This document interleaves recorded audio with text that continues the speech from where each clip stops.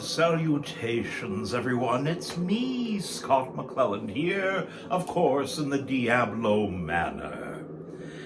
Well, a little recap. I have just finished the TV series Wednesday. And, well, if you remember my little diatribe about Wednesday last week, I'm going to add to it now. I've been introduced to all of the major characters, and yes, I got to see, spoiler, Uncle Fester and a few others, and it was rather delightful to see the family kind of come together, but, did you hear that? I said, but. It seems that, again, maybe it's the direction, I'm not sure, but everything seemed flat, almost like it was acted by normies, not by people from a darker realm.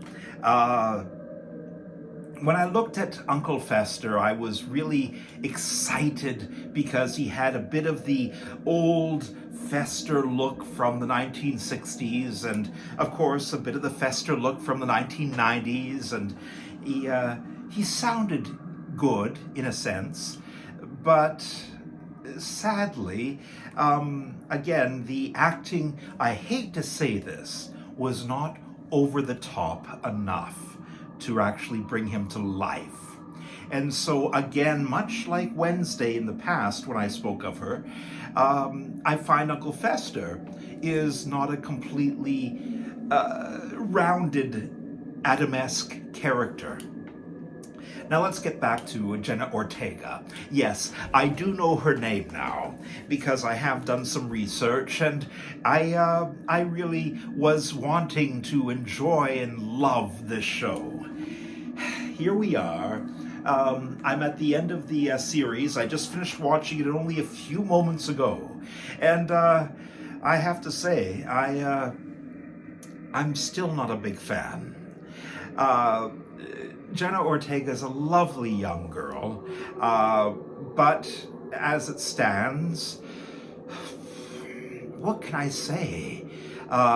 She is still a cardboard cutout of the character. She's not really a full-fledged evil person in that world, which makes me kind of sad because I don't know if they can do more to the series than what they've already done. The introduction of the characters, has been done. We've met them. We know what Gomez and Morticia and Uncle Fester and Thing and everybody looks like. And yet, this world isn't gelling the way I want it to in my head, at least. Now, I know. Here again, this is just my monstrous opinion. I know that many of you really do enjoy Wednesday, and I'm not saying you shouldn't. As a matter of fact, maybe I could be wrong on many levels, but I don't believe I am. Because I am looking at this as a producer, and I'm also looking at it in the sense of how it's being acted in this, pretend world of the Addams. And this world does not seem to exist in the show. It's kind of wanting to be Sabrina. It's kind of wanting to be supernatural. It's kind of wanting to be dramas, yet it wants to also suddenly be this comedy. And so it's having a hell of a time juggling what it really wants to be. And it's had 8 episodes to do this. So you'd think it would find its stride over the episodes, but it sadly hasn't. So here we are. I've completed Wednesday. I have to say, another spoiler right now, there is a monster in it, and I really was excited about Tim Burton bringing a monster to life on a new series. I thought, oh boy, it's going to be something I haven't seen before because, A Nightmare Before Christmas and Edward Scissorhands, etc., seemed to be something rather new and exciting. But I'm going to tell you something. Right when I saw the monster, all I could think of was Beetlejuice. Yes. Beetlejuice as a monster. Now, you might remember that from the movie. Put the two together, you've got basically the same frigging thing. And that does not bode well in my world of imagination. So that kind of irked me. You know, the whole detective thing of trying to figure out who is the monster was so drawn out, and you know, the people involved at who could and who couldn't be didn't really engage me enough to really care at the end of the day who it was when it finally was revealed. And there was no real danger factor, even though they tried to show danger in some special way during the last 2 episodes in the series. I didn't feel that Wednesday was really in any danger. And now, here's the other thing. Oh, you're gonna all hate me. Now, I hope that you have at least watched Wednesday, and if you haven't, stop this now. Not because there's a big spoiler ahead, but there's a big spoiler ahead. Basically, Wednesday has been showing off this little page from a book that ultimately is her and the pilgrim in the picture, and the school that they go to is on fire. And it looks like either she's the protagonist or the antagonist. We are not supposed to quite know at first. But she believes that she's the protagonist, the savior of the school. And yes, she may be. I'm not going to give that away. But there's this pilgrim shadowy figure. Okay. They finally revealed the pilgrimy shadowy figure. And all I could think about when I saw it was the 80s horror flick Leprechaun. Dudes, okay, we live in a world where you can watch these movies like that anytime you want now. It's not like they're just waiting somewhere at Blockbuster where we have to find them in the dusty bin. It's like they're just anywhere, anytime. And the pilgrim looks like a pilgrim leprechaun, you know, from the movie Leprechaun. I don't know what to say. So here we are, monster lovers, horror lovers, lovers of comedy, lovers of drama, as it were. And I'm sitting here once again with the sad Scott face. Well, yes, Wednesday came and went. And yes, Netflix may still give her another season, but as far as I'm concerned, after watching the final episode, I feel they've done everything they can do. They've tied everything up in a pretty little bow, just in case, I think, because I think that her story arc is pretty well over. Now, yes, they can write more villainy into the show, but she's still going to act exactly like she acts right now. And although she may have found a small bit of softness in her life, I don't believe that she's really going to be anything but this cardboard cutout that they've been giving us for the past 8 episodes, for another 8 episodes. So, here we are.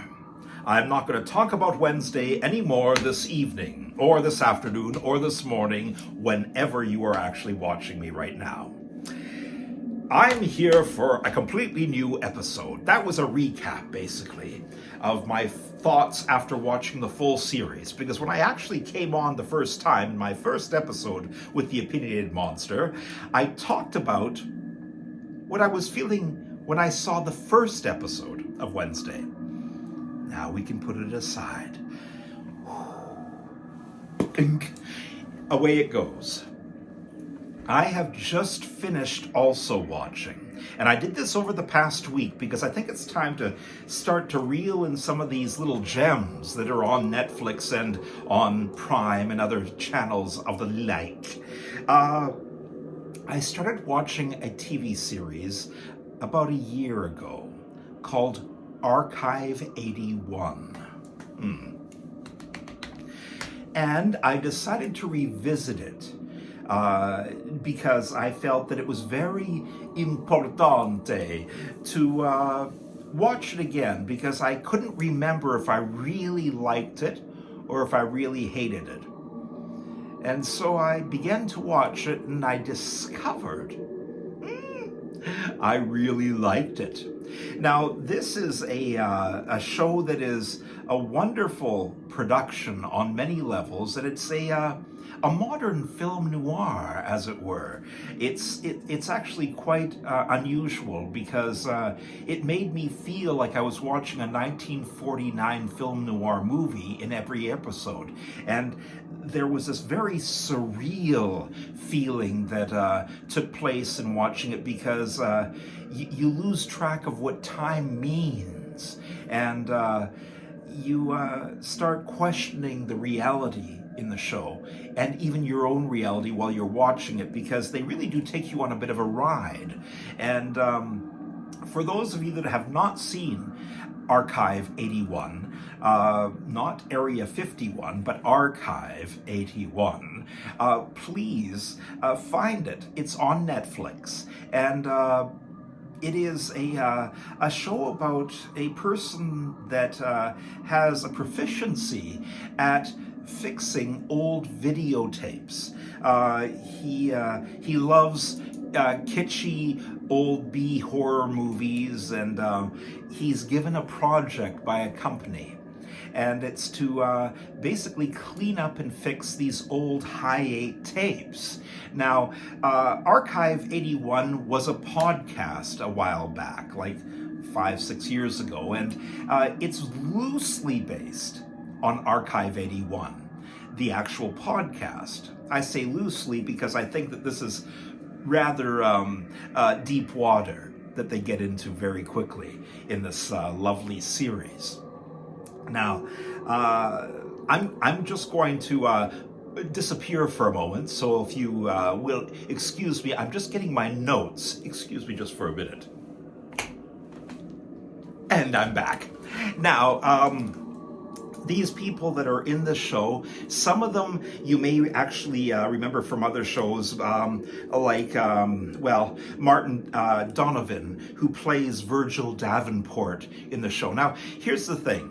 I always like when writers do a little kind of tip of the hat, a little wink to people that know certain things about the past. And Archive 81 also speaks a little bit about the spiritualism movement, because it is about a cult. Spoiler, but not a big spoiler at that. And one of the most famous acts in the spiritualism movement of the 19th century was the Davenport brothers. And so to have created this Virgil Davenport character was a nice little touch, just for the people that know who the Davenport brothers are.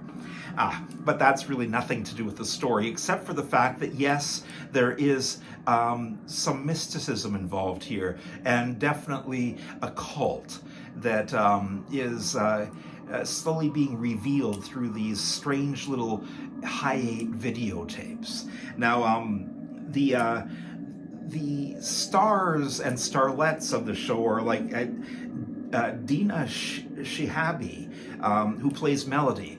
Lovely character. She's on the tapes in the 1990s. And the person that plays the protagonist, the person that actually is the fixer of all of these little videos, is his name in the show is called Dan, but his real name as an actor is Mahmoud Athi. And I have to say, this guy brings a lot of gravitas to his role. He is a person that is definitely built as a millennial, in the sense that he questions everything. He understands technology, yet he is a bit leery of it now because he's been around it most of his life. And I'm not going to say much about what happens in him watching these videotapes, but he is watching this person that was doing kind of a paper on video back in the 1990s for some kind of special project, some kind of maybe university project. Let's just call it that for now. And she is trying to sleuth out some information about this weird ass apartment that she's heard about. And the show itself kind of falls down the rabbit hole really quickly, and you start meeting these people that some seem very normal and friendly, much like a cult can be, very engaging and lovely to be around. And then there's some that are just genuinely sinister. And of course, Martin Donovan, who plays Virgil Davenport, is rather sinister. Now, this show is created and produced by Rebecca Sonnenschein, and also, and this is one of the nice little hooks here, the other executive producer with Rebecca Sonnenschein is James Wan. Now, you're going to hear me talk about James Wan quite a bit over the episodes in the future, because right now he's kind of the new Hitchcock in the world of horror and suspense. I really kind of dig what James Wan has done over the past decade with horror. And delving into this TV series instead of film is rather exciting, because Wan has this way of telling stories, and through his producing, I'm sure that he has his fingers in the pot when it comes to how the stories play out. But it's lovely, and it's well done, and it's something I think everybody should, if you love horror, should watch. And if you don't love horror, go and watch Archive 81 for the reason that it's also a really good mystery. Now, this isn't a very bloody and gory show. There's no jump scares per se. It's more of a it's a slow burn. It's now, I'm going to say this, but you see, I'm not a person that has a strong background in Lovecraftian themes, but it's similar to many of the H.P. Lovecraft stories from what I know of them, because I've only read sniglets of Lovecraft. And yes, I have to admit, I have to do some catching up on that, because I know the Cthulhu mythos and so many other things, the Mountains of Madness, are really important to a lot of people in the world of horror, and I really need to kind of dig in and start to read more about it, because he's been around for quite a while. But I do feel there's a bit of a Lovecraftian thing going on with the story. But I'm always fascinated with cults and how they can draw people in, and the danger factor involved with them. And Archive 81 has all of that. Plus, like I said, Martin Donovan, who plays Mr. Davenport, is an enigmatic, rather evil character. You'll right when you meet him, you'll know that he's not really a person to be trifled with, as it were. But it's a show that I think you'll enjoy. And so Archive 81 is something that you should look at when you have the chance. Now, I'm repeating myself here. So what I'm going to do is I'm going to leave rather soon. It's going to be a shorter episode, because ultimately for me, I didn't want to actually go too deep into anything right now, except for the fact that, one, I'm still on the fence about Wednesday, and two, I have last year watched Archive 81 and I liked it a lot. Rewatched it just this past week, just for you guys, and discovered another love for it again. This is a show that's not really rewatchable every year, but ultimately it is a show, Archive 81, that you can watch every 3 to 4 years, because you'll find little things that, you pick up on, because it is a good mystery, and there are little tiny Easter eggs in the story that kind of make you go, oh, yeah, I didn't see that there, but there it is. And so it's a nice little sleuthy thing. You kind of sit there while you're watching it going, I'm really trying to figure out where this is going sometimes. And that's the beauty of it. It is such a clusterfuck, such a chaotic show at times that you really don't know what's happening. And then it all comes together in a nice little ball. And I love that. You know, it's good writing. And the acting is tremendous. The characters are believable, and the faces are not common. In other words, we're not seeing actors that we're normally seeing in other shows. So you're not really looking at them going, oh yeah, I remember them from this other show, and I can't see them doing this. Well, you can't really do that with Archive 81, and I like that. Next week, I'll be looking at another little bit of horror from the world of TV, and I will give you some more opinions soon. I'm not going to even give away what I'm going to be watching, but I want you to know that as long as you keep on coming back to me, I'm going to be bringing you my thoughts on horror in film, horror on TV, horror in comics, horror in everything. And so just kick back and get ready, because it's going to be happening again next week. You'll find me at around this time period back again. And I'm really glad that you've joined me here. I am the Opinionated Monster, Scott McClelland. And I thank you so much for listening. And before you go to bed, I just want you to know I'm wishing you sweet nightmares. Oh, yeah.